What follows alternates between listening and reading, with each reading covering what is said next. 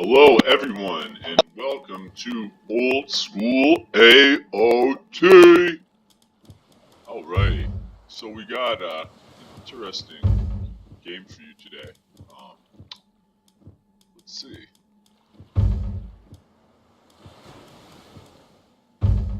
We're going to have a game of Nemesis against Cyclone in an Oranos war. So here we are. We got two really great Oranos players. Nemesis is another great expert that played a lot over the years. He was really high up back in the day, made back at a few points and showed his strength on the ladder too on against play. So we're talking about a player, a really excellent player, mostly known as a floor player, but had a really nasty Oranos too, is we're probably going to see in this game because, he's playing against Cyclone. So Cyclone, I think that name pretty much speaks for itself, a lot of people would consider him to be the best Oranos player of all time. Definitely worked to revolutionize Oranos, change the way he played. He really developed the fast tight end play style, pressure and fast tight end play style that Oranos became so feared for and took it to the top. And he just held down the top for a really long time. So Cyclone has started hunting his boars, so that's interesting. Whereas if we're looking at Nemesis is instead going with the deer. Other than that, it's an Oranos war, so we're not going to have too much to say for the first few minutes. Although once the game gets started, you can be sure that the action is going to be intense. I always like Oranos wars more than some people do, just because they tend to be really aggressive and feature a lot of fighting and micro. And I think it's a good matchup to watch, actually. Even though, Oranos may not be the most popular god, I think he's definitely an exciting god to watch just because of the aggression. So yeah, we got two really great Oranos players here. Let's see what will happen. Obviously, there's not going to be most likely much deviation in builds from each other. Just because even by this early point in the game's history, the optimal Oranos land builds were pretty much known because they're not too complicated. So I doubt, most likely we'll see a 430 from both players, although, we'll have to wait and see what happens, we'll have to wait and see. That's just the most likely. But, yeah, it's usually a 430. So, yeah, I'm really excited to see what's going to happen this game. Looking at their scouting, pretty similar so far. I like Nemesis' scouting pattern a little bit better, but it's not to insult Cyclones or anything. It's virtually identical. What's that relic there? The Ankh of Ra. Do we have any other relics? We got a magic ship of fingernails, Rugnir, and Dwarven calibers. So, none of those are incredibly impactful, although the magic ship is always just really good. Getting a free resource trickle you can never really underrate. So we do have a Nemesis Temple going up, and Cyclone sees it. And I'd assume Cyclone's Temple is also almost up. So we're almost going to certainly have a 430 from both players. Possibly Cyclone could be going for some early valor or aggression, just because he sees what's going on. He sees that low citizen. But his Oracle's also low, so we'll have to wait and see. That used to be a lot more common to do, so it really wouldn't surprise me. Oh, and he's making another Oracle, which indicates to me that, yes, he wants to attack with those Oracles early. So that's really cool, seeing him making it now, already knowing what he wants to do. Let's go to check out Nemesis. Nemesis is also advancing. Going for the 432. You can see, is he teching anything? Does he have any techs? Nope. Let's check out Cyclone's techs. Burek.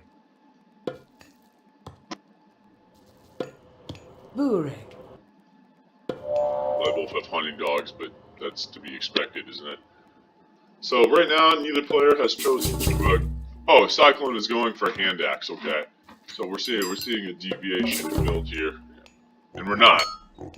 Nemesis is also going for hand axe, so they're both going for a pretty early hand axe, which definitely combats that stereotype that Oranos players never get upgrades, which was pretty common in that time. And we're getting a pickaxe out of Nemesis too, so let's see if the Cyclone's also going to do that. He's not doing it. We're getting a counter bear axe and Mamiyo auto glue and 2 counter bear axe. This is very different than the normal bear axe and the counter bear axe that you usually see now. That build was actually not didn't really become the meta build until just a few years ago. So let's see what Nemesis has. Nemesis is actually going for what is now the meta build with a military bear axe and a counter bear axe. So it's interesting to see that Cyclone has gone for the build that would be considered more old school with the 2 cracks and the 1 racks, whereas Nemesis is just going for actually what's more meta now. Very, very interesting, especially since you didn't really see this opening too much back in the day. So we'll have to see what happens. And like I said, this was the popular. So Cyclone had the popular build. So Cyclone has Valor's Oracle, so he has a little bit. He should have a little bit of a military advantage, which he does, but he's not really attacking because the advantage was very slight. Might not even have been an advantage by the time his units walked across the map. So right here, Nemesis is coming out and being aggressive. And Cyclone is waiting for him, so we're going to see a little battle, but Cyclone doesn't want to fight it. He immediately falls back. He knows, he thinks he doesn't have the numbers to beat those 3 Prometheans and all those heroes. Scopus?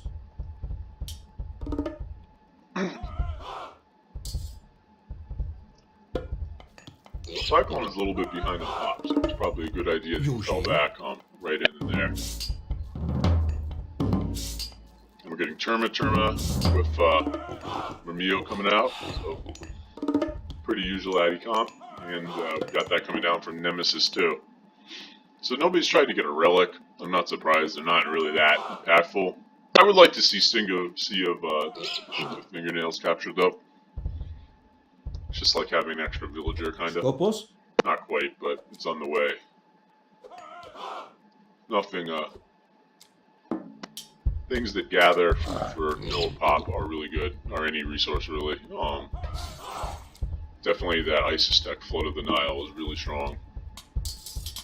So right now the fight's breaking out, and Cyclone is coming in and provoking a fight. Nemesis has decided he wants to fight. Nemesis is microing his hero decently, and he killed one of the Mamios, so we got a Valor going down for Cyclone to get some more heroes with his army to deal with those Prometheans, but he just says he doesn't want to fight there, and he backs right out, so he actually has a pop advantage, so this is interesting. I guess he doesn't like the look of this fight, so he's going to just retreat, and then probably turn at some point. Yeah, here we go, he turns. So Cyclone is popped right now, but we're already getting a mana down, so hey, no biggie, no biggie. Alright, checking out what Nemesis is doing, also pop, but his double Vil men are coming down, so very, very close gameplay-wise before we had some little skirmishes, but they didn't really do any damage. Let's look at the post-game real quick. 3 units to 3, so it's been very, very equal trade so far.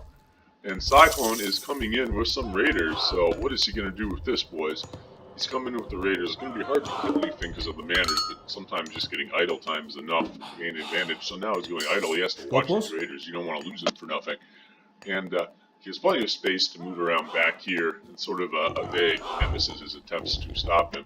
Nemesis is still continuing to keep his army up front to protect his hunters. Very good. He's not letting Cyclone bait him into moving the whole of his army back. And this is nice. He's putting some damage on his and getting a little bit of revenge for the second or 2 of idle time it cost. Nice little block from the Prometheans, getting some good hits. This is just quite solid. I picked up a bunch of free units there. Let's look at the postgame now. See, 2 units there for 3, so that's nice. It may not seem like that much, but these things add up, really pro game. So let's see how our techs are doing. They were before. Let's just check Cyclone's text real quick. Cyclone still hasn't gotten a pickaxe, but not the biggest deal. Right now he's got this big army that's coming out. And he is the first one to Cairo Ballista, which is actually a pretty big advantage for them. He's got 3 of them out, and Cairo's really strong against Mio, quite strong against Turma too. So right now, because he has Cairo out, I sort of got advantage, especially since he's shockwave second. Cyclone should be winning this fight, theoretically. Although he is pretty close to Nemesis buildings. He's taking the town center behind it, so that's very smart, you know. Once again, you're seeing the principle of good players often expand when they move on to the offensive. However, this play, Nemesis is playing really well, despite the presence of Cairo Ballista, and the play seems to be pretty relatively equal, and now Cyclone is being pushed back, so I guess that this Cairo would help him win the battle. We're not true, as Nemesis displayed some really excellent micro. However, he is also running out of gold, which is unfortunate. It looks like he's moving. Yeah, there he goes. In some ways, it's very good that he's focusing Nemesis on here instead of where he's going for his gold. His Nemesis is almost certainly finishing him now too. Yes. Well, he's only got 3 goals. Actually, no. And he does have a bad gold mine. Anyway, Nemesis is pushing in heavily here, and it looks like the outsider from Cyclone is going to be denied, unfortunately. So now he's got his own Cairo Ballista, and this Cairo don't matter as much. So that fight actually went obscenely bad for Cyclone, and I think despite having these superior army comp, he really got out microed heavily by Nemesis, which really shows, you know, just how good Nemesis is. You know, the best experts from this era, even if they didn't mean Oranos, they could all play Oranos really, really well.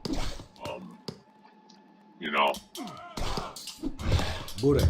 So right here you go, he's even able to play against a really top Oranos player like Cyclone. You know, to this day is really still feared on the ladder for good reason. So, yeah. Cyclone is up his towers in an attempt to get a little more time, which he doesn't really have any choice. Gotta do what you gotta do, right? He can be shut out of this game pretty easily if Nemesis just figures out he's mining from over on the left there. But it looks like, oh, Nemesis sees it, so this game could definitely come to an end quite soon if Nemesis feels like moving to end it. And there he goes, is Turmar moving to shut down the Raiders. So overall, pretty good play right here. You know, he is watching the map. He's also watching the mines on the right. He hasn't completely scouted. For example, he doesn't know a mine could be back here, but that's okay. Cyclone moves off as soon as the army moves into place. He knows he can't move there. And it is kind of unfortunate for Cyclone that he doesn't have gold mines that Nemesis had. If he had favorable gold mines, he probably would have pulled out. It might not have needed to be quite so risky, you know, in pushing for the early TC middle, but hey, I guess this is somewhat defensible, but you know, right here, Nemesis should have the advantage. Yeah, he does. So it's going to be really hard for Cyclone, even with the upgraded power.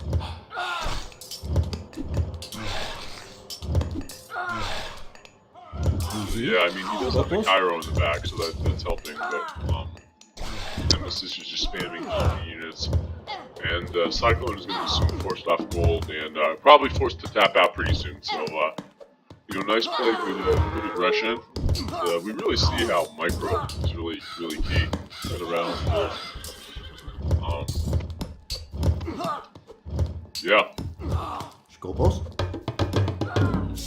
Tower is still defending, and you know it's good defense, but there's just no viable gold mine for Cyclone.